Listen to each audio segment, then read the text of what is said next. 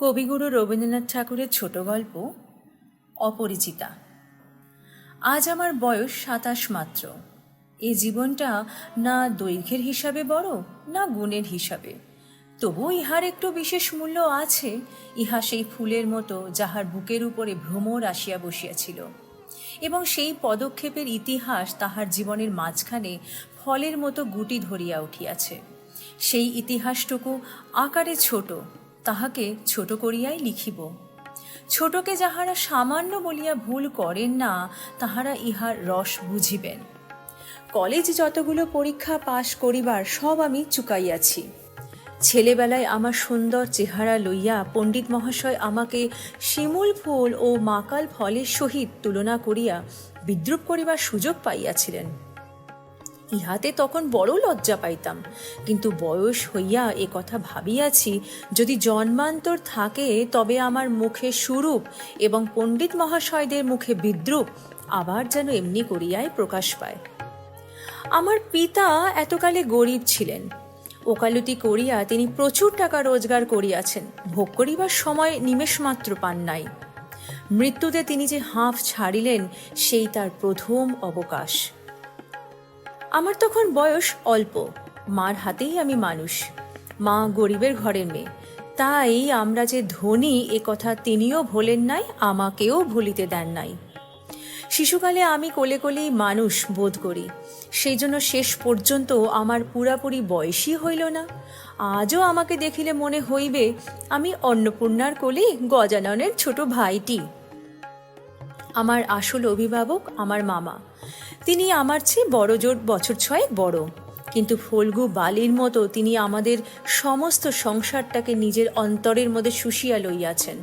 তাহাকে না খুঁড়িয়া এখানকার এক গণ্ডূষও রস পাইবার জো নাই। এই কারণে কোনো কিছুর জন্যই আমাকে কোনো ভাবনা ভাবিতে হয় না। কন্যার পিতা মাত্রই স্বীকার করিবেন আমি সৎ পাত্র। তামাকটুকু পর্যন্ত খাই না। ভালো মানুষ হওয়ার কোনো ঝঞ্ঝাট নাই, তাই আমি নিতান্ত ভালো মানুষ। মাতার আদেশ মানিয়া চলিবার ক্ষমতা আমার আছে, বস্তুত না মানিবার ক্ষমতাই আমার নাই। অন্তঃপুরের শাসনে চলিবার মতো করিয়াই আমি প্রস্তুত হইয়াছি। যদি কোনো কন্যা স্বয়ম্বরা হন, তবে এই সুলক্ষণটি স্মরণ রাখিবেন।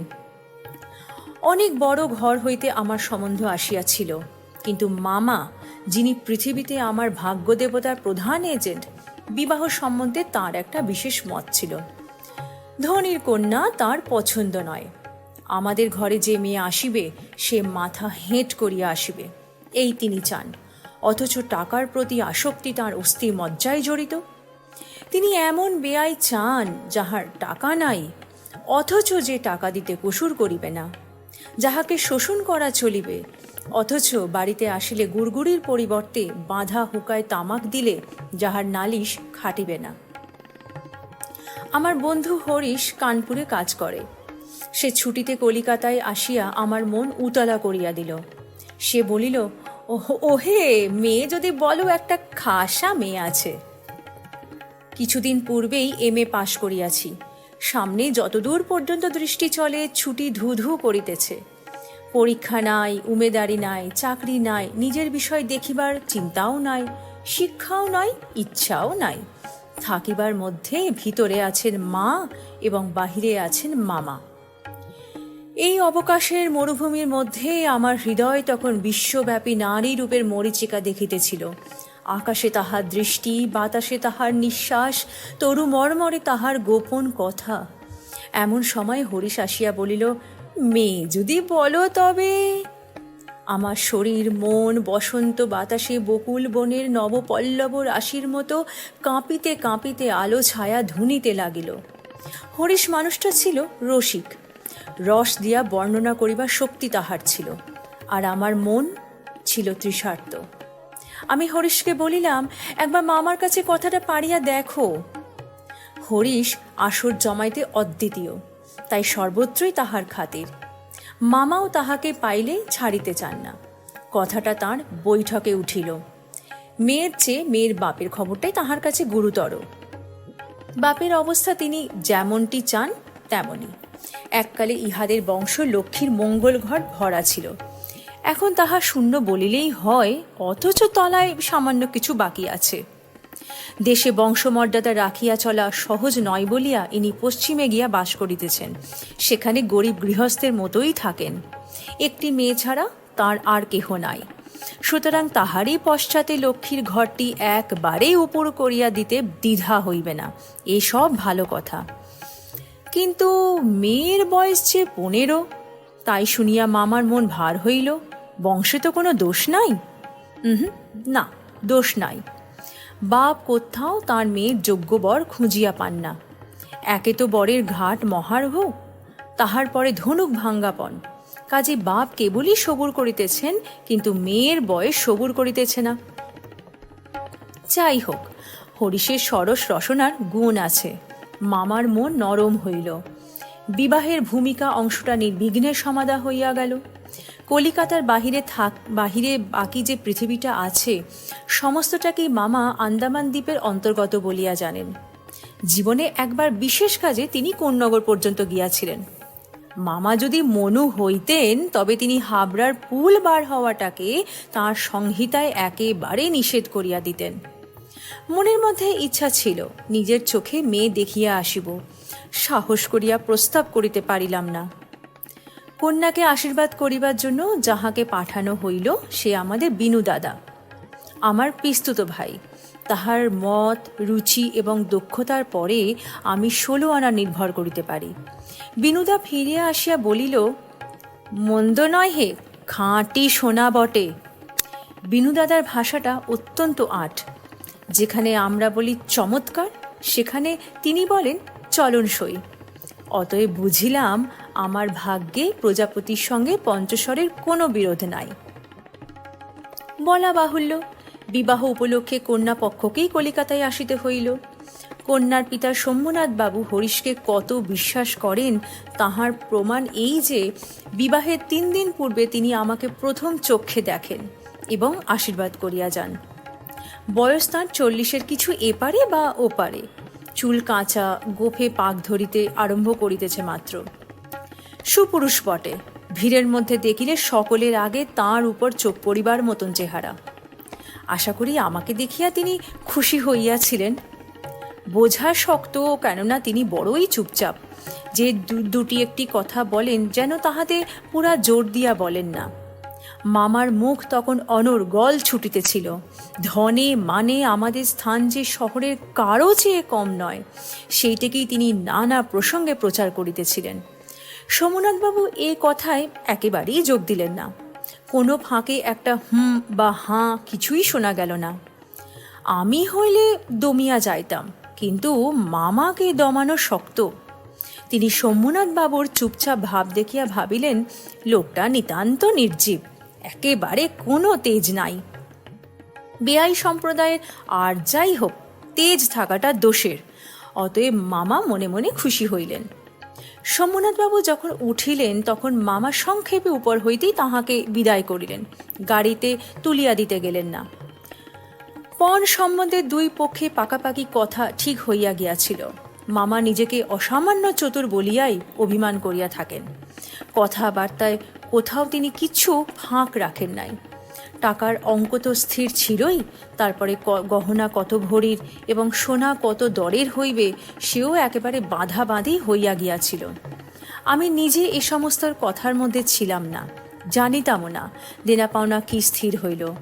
মনে জানিতাম এই স্থূল অংশটা বিবাহের একটা প্রধান অংশ, এবং সে অংশের ভার যার উপরে তিনি এক কড়াও ঠকিবেন না। বস্তুত আশ্চর্য পাকা লোক বলিয়া মামা আমাদের সমস্ত সংসারের প্রধান গর্বের সামগ্রী। যেখানে আমাদের কোনো সম্বন্ধ আছে, সেখানে সর্বত্রই তিনি বুদ্ধির লড়াইয়ে জিতিবেন, এ একেবারে ধরা কথা। এই জন্য আমাদের অভাব না থাকিলেও এবং অন্য পক্ষের অভাব কঠিন হইলেও জিতিব, আমাদের সংসারের এই জেদ। ইহাতে যে বাঁচুক আর যে মরুক। গায়ে হলুদ অসম্ভব রকম ধুম করিয়া গেল। বাহক এত গেল যে তাহার আদমশুমারি করিতে হইলে কেরানি রাখিতে হয়। তাহাদিগকে বিদায় করিতে অপরপক্ষকে যে নাকাল হইতে হইবে, সেই কথা স্মরণ করিয়া মামার সঙ্গে মা একযোগে বিস্তর হাসিলেন। ব্যান্ড, বাঁশি, শখের কনসার্ট প্রভৃতি যেখানে যত প্রকার উচ্চ শব্দ আছে সমস্ত একসঙ্গে মিশাইয়া বর্বর কোলাহলের মত্ত হস্তি দ্বারা সঙ্গীত সরস্বতীর পদ্মবন দলিত বিদলিত করিয়া আমি তো বিবাহের গাড়িতে গিয়ে উঠিলাম। আংটিতে, হাড়েতে, জড়ি জহরাতে আমার শরীর যেন গহনার দোকান নিলামে চড়িয়াছে বলিয়া বোধ হইল। তাহাদের ভাবি জামাইয়ের মূল্য কত সেটা যেন কতক পরিমাণে সর্বাঙ্গে স্পষ্ট করিয়া লিখিয়া ভাবি শ্বশুরের সঙ্গে মোকাবিলা করিতে চলিয়াছিলাম। মামা বিবাহ বাড়িতে ঢুকিয়া খুশি হইলেন না। একে তো উঠানটাতে বরযাত্রীতে জায়গা সংকুলন হওয়াই শক্ত, তাহার উপর সমস্ত আয়োজন নিতান্ত মধ্যম রকমের। ইহার পরে সোমনাথবাবুর ব্যবহারটাও নেহাত ঠান্ডা, তাঁর বিনয়টা অজস্র নয়, মুখে তো কথাই নাই। কোমরে চাদর বাঁধা, গলা ভাঙা, টাক পরা, মিশকালো এবং বিপুল শরীর তাঁর একটি উকিল বন্ধু যদি নিয়ত হাতজোড় করিয়া, মাথা হেলাইয়া, নম্রতা স্মিতে হাস্যে ও গদগদ বচনে কনসার্ট পার্টির করতাল বাজিয়ে হইতে শুরু করিয়া বরকর্তাদের প্রত্যেকবার বারবার প্রচুর রূপে অভিষিক্ত করিয়া না দিতেন, তবে গোড়াতেই একটা এসপার ওসপার হইতই। আমি সভায় বসিবার কিছুক্ষণ পরেই মামা সোমনাথ বাবুকে পাশের ঘরে ডাকিয়া লইয়া গেলেন। কি কথা হইল জানি না, কিছুক্ষণ পরেই সোমনাথ বাবু আমাকে আসিয়া বলিলেন, বাবাজি একবার এই দিকে আসতে হচ্ছে। ব্যাপারখানা এই, সকলের না হোক কিন্তু কোনো কোনো মানুষের জীবনের একটা কিছু লক্ষ্য থাকে। মামার একমাত্র লক্ষ্য ছিল তিনি কোনো মতেই কারোর কাছে ঠকিবেন না। তাঁর ভয়, তাঁর বেয়াই তাকে গয়নায় ফাঁকি দিতে পারেন। বিবাহ কার্য শেষ হইয়া গেলে সে ফাঁকির আর প্রতিকার চলিবে না। বাড়ি ভাড়া, সওগাত, লোকবিদায় প্রভৃতি সম্বন্ধে যেরকম টানাটানির পরিচয় পাওয়া গেছে, তাহাতে মামা ঠিক করিয়াছিলেন দেওয়া থোয়া সম্বন্ধে এই লোকটির শুধু মুখের কথার উপর ভর করা চলিবে না। সেই জন্য বাড়ির স্যাঁকড়াকে শুদ্ধ সঙ্গে আনিয়াছিলেন। পাশের ঘরে গিয়া দেখিলাম মামা এক তক্তপোষে এবং স্যাঁকড়া তাহার দাড়িপাল্লা, কোষ্ঠীপাথর প্রভৃতি লইয়া মেঝেয় বসিয়া আছে। সোমনাথবাবু আমাকে বলিলেন, তোমার মামা বলিতেছেন বিবাহের কাজ শুরু হইবার আগেই তিনি কনের সমস্ত গহনা যাচাই করিয়া দেখিবেন, ইহাতে তুমি কি বলো? আমি মাথা হেঁট করিয়া চুপ করিয়া রহিলাম। মামা বলিলেন, ও আবার কি বলিবে, আমি যা বলিব তাই হইবে। সোমনাথবাবু আমার দিকে চাহিয়া কহিলেন, সেই কথা তবে ঠিক, উনি যা বলিবেন তাই হইবে? এ সম্বন্ধে তোমার কিছুই বলিবার নাই? আমি একটু ঘাড় নাড়ার ইঙ্গিতে জানাইলাম, এসব কথায় আমার সম্পূর্ণ অনধিকার।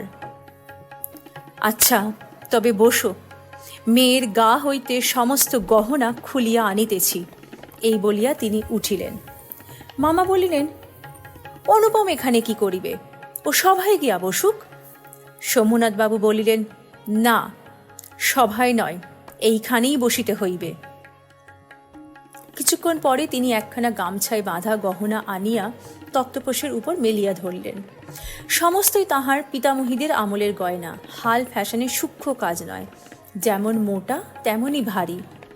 স্যাঁকড়া গহনা হাতে তুলিয়া লইয়া বলিল, এ আর দেখিব কি, ইহাতে খাদ নাই, এমন সোনা এখনকার দিনে ব্যবহারই হয় না। এই বলিয়া সে মকর মুখা মোটা একখানা বালায় একটু চাপ দিয়া দেখাইল, তাহা বাঁকিয়া যায়। মামা তখনই তাঁর নোট বইয়ে গহনাগুলির ফর্দ টুকিয়া লইলেন, পাছে যাহা দেখানো হইল তাহার কোনোটা কম পড়ে।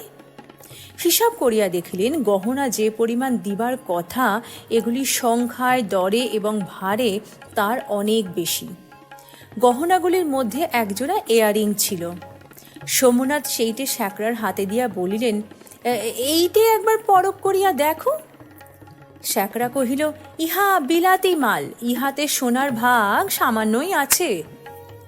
শম্ভুবাবু ইয়ারিং জোড়া মামার হাতে দিয়া বলিলেন, এটা আপনারাই রাখিয়া দিন। মামা সেটা হাতে লইয়া দেখিলেন এই ইয়ারিং দিয়াই কন্যাকে তাহারা আশীর্বাদ করিয়াছিলেন। মামার মুখ লাল হইয়া উঠিল।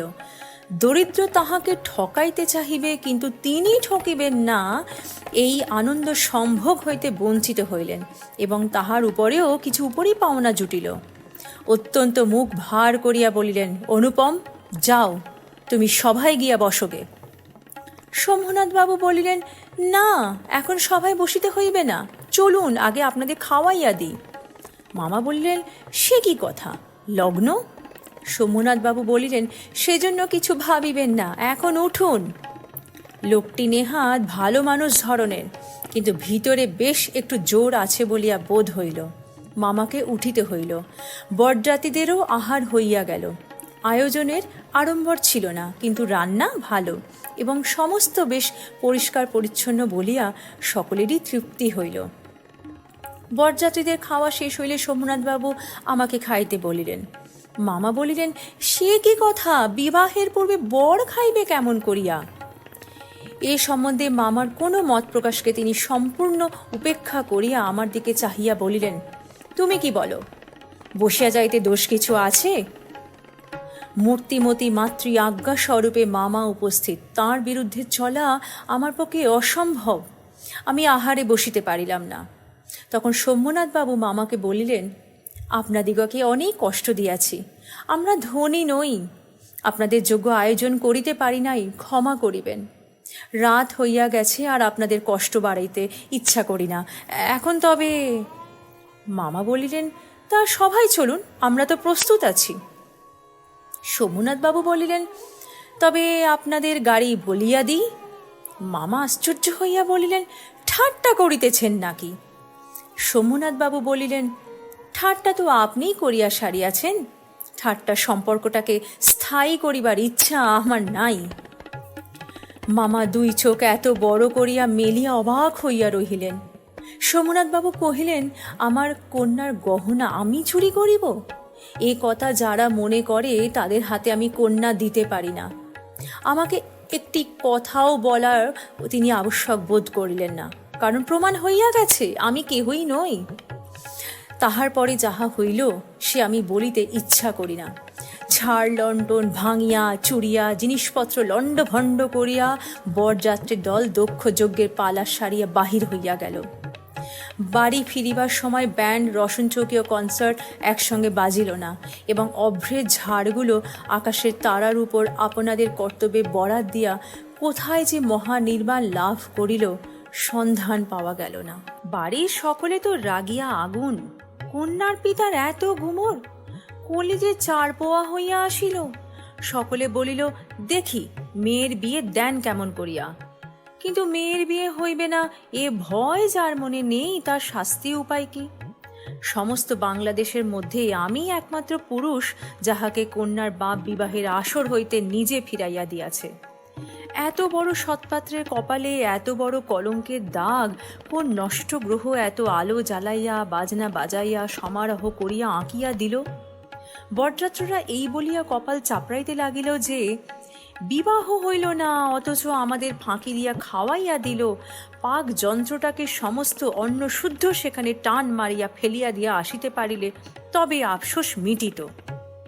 বিবাহের চুক্তি ভঙ্গ ওর মানহানির দাবিতে নালিশ করিব বলিয়া মামা অত্যন্ত গোল করিয়া বেড়াইতে লাগিলেন। হিতৈষীরা বুঝাইয়া দিল, তাহা হইতে তামাশা যেটুকু বাকি আছে তাহা পুরা হইবে। বলা বাহুল্য, আমিও খুব রাগিয়া গিয়াছিলাম। কোনো গতিকে শম্ভুনাথ ভীষণ জব্দ হইয়া আমাদের পায়ে ধরিয়া আসিয়া পড়েন। গোফের রেখায় তা দিতে দিতে যেটুকু বাকি আছে তাহা পুরা হইবে। কিন্তু এই আক্রোশের কালো রঙের স্রোতের পাশাপাশি আর একটা স্রোত বহিতেছিল, যেটার রং একেবারেই কালো নয়। সমস্ত মন যে সেই অপরিচিতার পানে ছুটিয়া গিয়াছিল, এখনো যে তাহাকে কিছুতেই টানিয়া ফিরাইতে দিতে পারি নাই। দেওয়ালটুকুর আড়ালে রহিয়া গেল গো।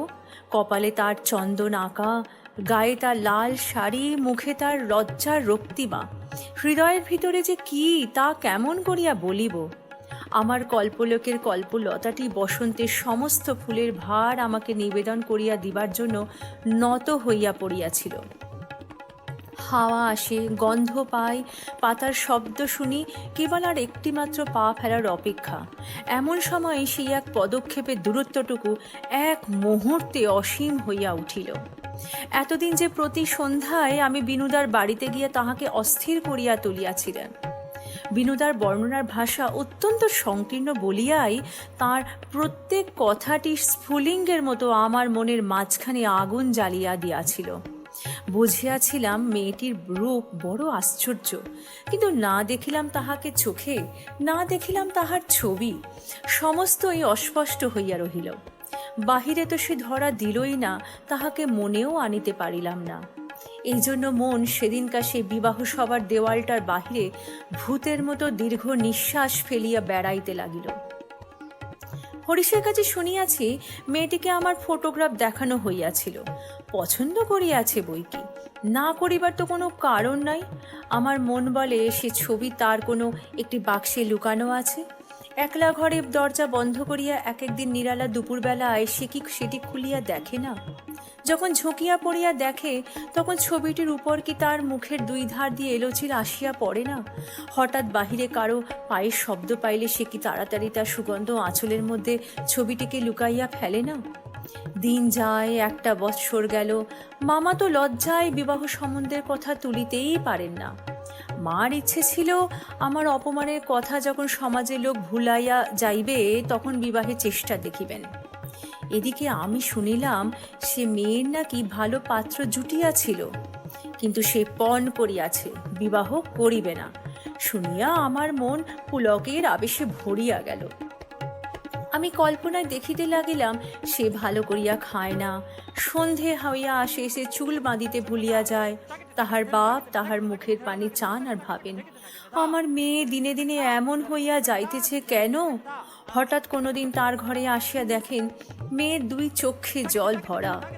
জিজ্ঞাসা করেন, মা তোর কি হইয়াছে, বল আমাকে। মেয়ে তাড়াতাড়ি চোখের জল মুছিয়া বলে, কই কিছুই তো হয়নি বাবা। বাপের একমাত্র মেয়ে যে, বড় আদরের মেয়ে। যখন অনাবৃষ্টির দিনের ফুলের কুঁড়িটির মতো মেয়ে একেবারে বিমর্ষ হইয়া পড়িয়াছে, তখন বাপের প্রাণে আর সহিল না। তখন অভিমান ভাসাইয়া দিয়া তিনি ছুটিয়া আসিলেন আমাদের দ্বারে। তারপরে মনের মধ্যে সেই যে কালো রঙের ধারাটা বহিতেছে, সে যেন কালো সাপের মতো রূপ ধরিয়া ফোঁস করিয়া উঠিল। সে বলিল, বেশ তো, আর একবার বিবাহের আসর সাজানো হোক, আলো জ্বলুক, দেশ বিদেশের লোকের নিমন্ত্রণ হোক, তাহার পরে তুমি বরের টোপর পায়ে দলিয়া দল বল লইয়া সভা ছাড়িয়া চলিয়া আইসো। কিন্তু যে ধারাটি চোখের জলের মতো শুভ্র, সে রাজহংসের রূপ ধরিয়া বলিল, যেমন করিয়া আমি একদিন দময়ন্তীর পুষ্পবনে গিয়াছিলেন, তেমন করিয়া আমাকে একবার উড়াইয়া যাইতে দাও, আমি বিরোহিণীর কানে কানে একবার সুখের খবরটা দিয়া আসিগে। তারপরে দুঃখে রাত পোহাইল, নববর্ষার জল পড়িল, ম্লান ফুলটি মুখ তুলিল। এবারে সে দেওয়ালটার বাহিরে রহিল সমস্ত পৃথিবীর আর সবাই, আর ভিতরে প্রবেশ করিল একটি মাত্র মানুষ।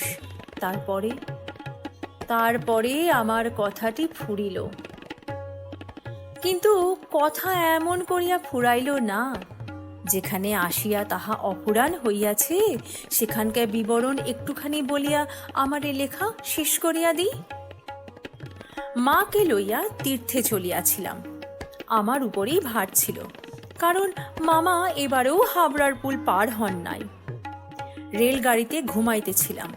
ঝাঁকানি খাইতে খাইতে মাথার মধ্যে নানা প্রকার এলোমেলো স্বপ্নের ঝুমঝুমি বাজিতেছিল। হঠাৎ একটা কোন স্টেশনে জাগিয়া উঠিলাম। আলোতে অন্ধকার মেশা সেও এক স্বপ্ন, কেবল আকাশের তারাগুলি চিরপরিচিত, আর সবই অজানা অস্পষ্ট। স্টেশনের দ্বীপ কয়টা খাড়া হইয়া দাঁড়াইয়া আলো ধরিয়া এর পৃথিবীটা যে কত অচেনা এবং যাহার চারিদিকে তার যে কতই বহু দূরে তাহাই দেখাইয়া দিতেছে। গাড়ির মধ্যে মা ঘুমাইতেছেন।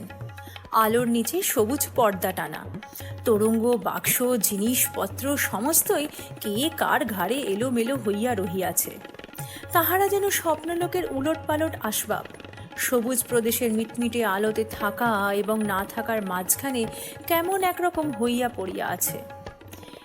এমন সময়ে সেই অদ্ভুত পৃথিবীর অদ্ভুত রাত্রে কে বলিয়া উঠিল, শিগগির চলে আয়, এই গাড়িতে জায়গা আছে। মনে হইল যেন গান শুনিলাম। বাঙালি মেয়ের গলায় বাংলা কথা যে কি, সে কি মধুর, তাহা এমন করিয়া অসময়ে অজায়গায় আচমকা শুনিলে তবে সম্পূর্ণ বুঝিতে পারা যায়। কিন্তু এই গলাটিকে কেবলমাত্র মেয়ের গলা বলিয়া একটা শ্রেণীভুক্ত করিয়া দেওয়া চলে না। এ কেবল একটি মানুষের গলা। শুনিলেই মন বলিয়া ওঠে, এমন তো আর শুনি নাই। চিরকাল গলার স্বর আমার কাছে বড় সত্য। রূপ জিনিসটি বড় কম নয়, কিন্তু মানুষের মধ্যে যাহা অন্তরতম এবং অনির্বচনীয়, আমার মনে হয় কণ্ঠস্বর যেন তারই চেহারা। আমি তাড়াতাড়ি গাড়ির জানলা খুলিয়া বাহিরে মুখ বাড়াইয়া দিলাম। কিছুই দেখিলাম না। প্ল্যাটফর্মের অন্ধকারে দাঁড়াইয়া গার্ড তখন একচক্ষু লণ্ঠন নাড়িয়া দিল, গাড়ি চলিল। আমি জানলার কাছে বসিয়া রহিলাম। আমার চোখের সামনে কোনো মূর্তি ছিল না, কিন্তু হৃদয়ের মধ্যে আমি একটি হৃদয়ের রূপ দেখিতে লাগিলাম। সে যেন এই তারাময়ী রাত্রির মতো আবৃত করিয়া ধরে, কিন্তু তাহাকে ধরিতে পারা যায় না। ওগো সুর, অচেনা কণ্ঠের সুর, এক নিমেষে তুমি যে আমার চিরপরিচয়ের আসনটির উপর বসিয়া আসিয়াছ। কি আশ্চর্য পরিপূর্ণ তুমি! চঞ্চলকালের ক্ষুব্ধ হৃদয়ের উপর ফুলটির মতো ফুটিয়াছে, অথচ তাহার ঢেউ লাগিয়া একটিও পাপড়ি টলে নাই। অপরিমেয় কোমলতায় এতটুকু দাগ পড়ে নাই। গাড়ি লোহার মৃদঙ্গে তাল দিতে দিতে চলিল। আমি মনের মধ্যে গান শুনিতে শুনিতে চলিলাম। তাহার একটি মাত্র ধোঁয়া। গাড়িতে জায়গা আছে? আছে কি? জায়গা আছে কি? জায়গা যে পাওয়া যায় না, কেউ যে কাকেও চেনে না, অথচ সেই না চেনাটুকু যে কুয়াশা মাত্র, সে যে মায়া, সে যে ছিন্ন হইলেও যায় চেনার আর অন্ত নাই।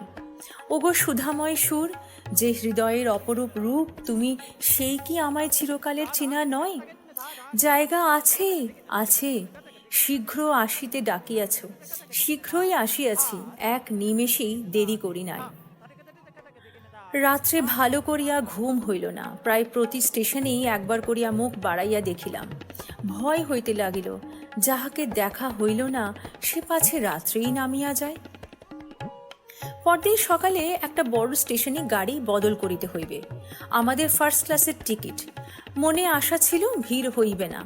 নামিয়া দেখি প্ল্যাটফর্মের সাহেবদের আটদালি দল আসবাবপত্র লইয়া গাড়ির জন্য অপেক্ষা করিতেছে। কোন এক ফৌজের বড় জেনারেল সাহেব ভ্রমণে বাহির হইয়াছিলেন। 2-3 মিনিট পরেই গাড়ি আসিল। বুঝিলাম ফার্স্ট ক্লাসের আশা ত্যাগ করিতে হইবে। মাকে লইয়া কোন গাড়িতে উঠি সে এক বিষম ভাবনায় পড়িলাম। সব গাড়িতেই ভিড়। দাঁড়ে দাঁড়ে উঁকি মারিয়া বেড়াইতে লাগিলাম।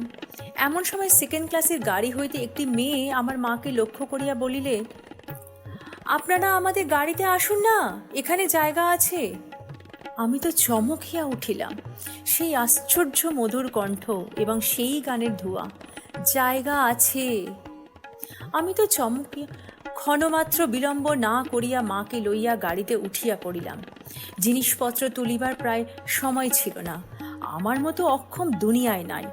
সেই মেয়েটি কুলিদের হাত হইতে তাড়াতাড়ি চলতি গাড়িতে আমাদের বিছানাপত্র টানিয়া তুলিল।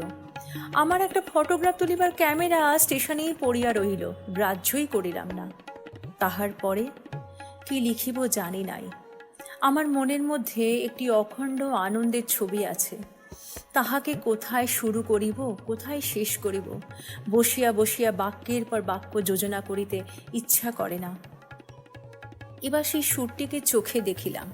তখনও তাহাকে সুর বলিয়াই মনে হইল। মায়ের মুখের দিকে চাহিলাম, দেখিলাম তাহার চোখ পলক পড়িতেছে না।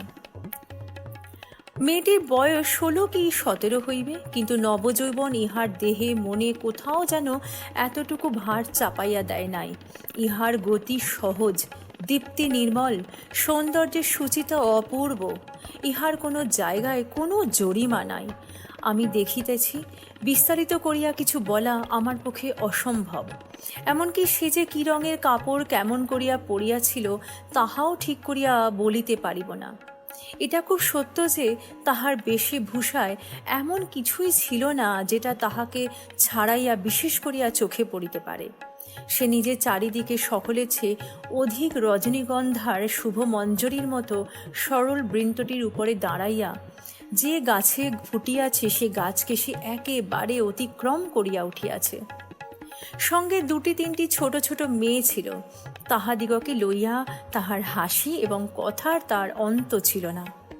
আমি হাতে একখানা বই লইয়া সেই দিকেই কান পাতিয়া রাখিয়াছিলেন।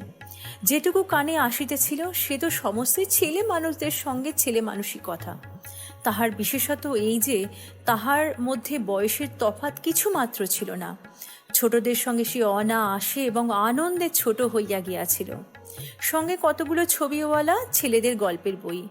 তাহার কোনো একটি বিশেষ গল্প শোনাবার জন্য মেয়েরা তাহাকে ধরিয়া পড়িল। এ গল্প নিশ্চয়ই তারা 20-25 বার শুনিয়াছে।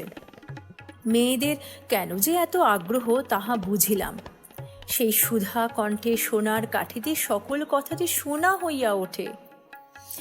মেয়েটির সমস্ত শরীর মন যে একেবারে প্রাণে ভরা, তাহার সমস্ত চলায় বলায় স্পর্শে প্রাণ ঠিকরিয়া ওঠে। তাই মেয়েরা যখন তাহার মুখে গল্প শোনে তখন গল্প নয়, তাহাকেই শোনে। তাহার হৃদয়ের উপর প্রাণের ঝর্ণা ঝরিয়া পড়ে। তাহার সেই উদ্ভাসিত প্রাণ আমার সেদিনকার সমস্ত সূর্য কিরণকে সজীব করিয়া তুলিল। আমার মনে হইল আমাকে যে প্রকৃতি তাহার আকাশ দিয়া বেষ্টন করিয়াছে সে ওই তরুণী অক্লান্ত অম্লান প্রাণে বিশ্বব্যাপী বিস্তার। পরের স্টেশনে পৌঁছিতেই খাবারওয়ালাকে ডাকিয়া সে খুব খানিকটা চানামুঠ কিনাইয়া লইল এবং মেয়েদের সঙ্গে মিলাইয়া নিতান্ত ছেলে মানুষের মতো করিয়া কল্ল হাস্য করিতে করিতে অসংকোচে খাইতে লাগিল। আমার প্রকৃতি যে জাল দিয়া বেড়া, আমি কেন বেশ সহজে হাসি মুখে মেয়েটির কাছে সেই চানা একমোটা চাহিদা লইয়া পারিলাম না। হাত বাড়াইয়া দিয়া কেন আমার লোভ স্বীকার করিলাম না। মা ভালো লাগা এবং মন্দ লাগার মধ্যে দোমনা হইয়াছিলেন। গাড়িতে আমি পুরুষ মানুষ, তবু ইহার কিছুমাত্র সংকোচ নাই। বিশেষত এমন লোভীর মতো খাইতেছে সেটা ঠিক তার পছন্দ হইতেছিল না। অথচ ইহাদের বেহায়া বলিয়াও তার ভ্রম হয় নাই। তার মনে হইল এ মেয়ের বয়স হইয়াছে কিন্তু শিক্ষা হয় নাই। মা হঠাৎ কাহার সঙ্গে আলাপ করিতে পারেন নাই। মানুষের সঙ্গে দূরে দূরে থাকাই তাহার অভ্যেস। এই মেয়েটির পরিচয় লইতে তাহার খুব ইচ্ছে, কিন্তু স্বাভাবিক বাধা কাটাইয়া উঠিতে পারিতেছিলেন না।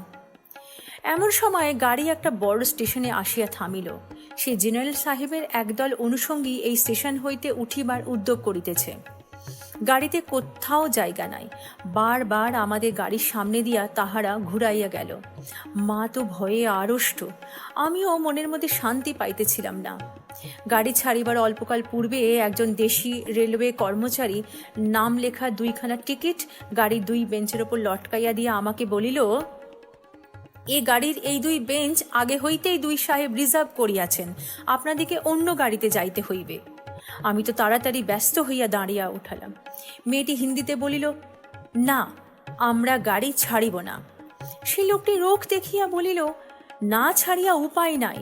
কিন্তু মেয়েটির চলসনতার কোনো লক্ষ্য না দেখিয়া সে নামিয়া গিয়া ইংরেজ স্টেশন মাস্টারকে ডাকিয়া আনিলেন। সে আসিয়া আমাকে বলিল, আমি দুঃখিত, কিন্তু শুনিয়া আমি কুলি কুলি করিয়া ডাক ছাড়িতে লাগিলাম। মেয়েটি উঠিয়া 2 চক্ষে অগ্নি বর্ষণ করিয়া বলিলেন, না, আপনি যাইতে পারিবেন না, যেমন আছেন বসিয়া থাকুন। বলিয়া সে দ্বারের কাছে দাঁড়াইয়া স্টেশন মাস্টারকে ইংরেজি ভাষায় বলিল, এ গাড়ি আগে হইতে রিজার্ভ করা, এ কথা মিথ্যা। বলিয়া নাম লেখার টিকিট খুলিয়া প্ল্যাটফর্মে ছুঁড়িয়া ফেলিয়া দিল। ইতিমধ্যে আর্দালি সমেত ইউনিফর্ম পরা সাহেব দ্বারের কাছে আসিয়া দাঁড়াইয়াছে। গাড়িতে সে তার আসবাবপত্র উঠাইবার জন্য আর্দালিকে প্রথমে ইশারা করিয়াছিল। তাহার পরে মেয়েটির মুখে তাকাইয়া তাহার কথা শুনিয়া ভাব দেখিয়া স্টেশন মাস্টারকে একটু স্পর্শ করিল এবং তাহাকে আড়ালে লইয়া গিয়া কি কথা হইল জানি না। দেখা গেল গাড়ি ছাড়িবার সময় অতীত হইল, আর একটা গাড়ি জুড়িয়া তবে ট্রেন ছাড়িল। মেয়েটি তাহার দলবল লইয়া আবার এক পত্তন চানামুঠ খাইতে শুরু করিল, আর আমি লজ্জায় জানলার বাইরে মুখ বাড়াইয়া প্রকৃতির শোভা দেখিতে লাগিলাম। কানপুরে গাড়ি আসিয়া থামিল। মেয়েটি জিনিসপত্র বাঁধিয়া প্রস্তুত। স্টেশনে একটি হিন্দুস্তানি চাকর ছুটিয়া আসিয়া ইহাদিগকে নামাইবার উদ্যোগ করিতে লাগিল। তখন মা আর থাকিতে পারিলেন না, জিজ্ঞাসা করিলেন, তোমার নাম কি মা? মেয়েটি বলিল, আমার নাম কল্যাণী। শুনিয়া মা এবং আমি দুজনেই চমকিয়া উঠিলাম। তোমার বাবা? তিনি এখানকার ডাক্তার, তাহার নাম শম্ভুনাথ সেন। তারপরই সবাই নামিয়া গেল। উপসংহার: মামার নিষেধ অমান্য করিয়া মাতৃ আজ্ঞা ঠেলিয়া তাহার পর আমি কানপুরে আসিয়াছি। কল্যাণীর বাপ এবং কল্যাণীর সঙ্গে দেখা হইয়াছে। হাত জোর করিয়াছি, মাথা হেঁট করিয়াছি। শম্ভুনাথ বাবুর হৃদয় গলিয়াছে। কল্যাণী বলে, আমি বিবাহ করিব না। আমি জিজ্ঞাসা করিলাম, কেন? সে বলিল, মাতৃ আজ্ঞা। কি সর্বনাশ! এ পক্ষেও মাতুল আছে নাকি? তাহার পরে বুঝিলাম মাতৃভূমি আছে। সেই বিবাহ ভাঙার পর হইতে কল্যাণী মেয়েদের শিক্ষার ব্রত গ্রহণ করিয়াছে। কিন্তু আমি আশা ছাড়িতে পারিলাম না। সেই সুরটি যে আমার হৃদয়ের মধ্যে আজও বাজিতেছে, সে যেন কোন ওপারের বাঁশি আমার সংসারের বাহির হইতে আসিল, সমস্ত সংসারের বাহিরে ডাক দিল। আর সেই যে রাত্রির অন্ধকারের মধ্যে আমার কানে আসিয়াছিল, জায়গা আছে, সে যে আমার চিরজীবনের গানের ধোঁয়া হইয়া রহিল। তখন আমার বয়স ছিল 23, এখন হইয়াছে 27। এখনো আশা ছাড়ি নাই, কিন্তু মাতুলকে ছাড়িয়াছি। নিতান্ত এক ছেলে বলিয়া মা আমাকে ছাড়িতে পারেন নাই। তোমরা মনে করিতেছ আমি বিবাহের আশা করি? না, কোনো কালেই না। আমার মনে আছে কেবল সেই এক রাত্রির অজানা কণ্ঠের মধুর সুরের আশা। জায়গা আছে, নিশ্চয়ই আছে, নইলে দাঁড়াবো কোথায়? তাই বৎসরের পর বৎসর যায়, আমি এইখানেই আছি। দেখা হয়, সেই কণ্ঠ শুনি, যখন সুবিধে পাই কিছু তার কাজ করে দিই, আর মন বলে, এই তো জায়গা পাইয়াছি। ওগো অপরিচিতা, তোমার পরিচয় শেষ হইল না, শেষ হইবে না, কিন্তু আমার ভাগ্য ভালো, এই তো আমি জায়গা পাইয়াছি।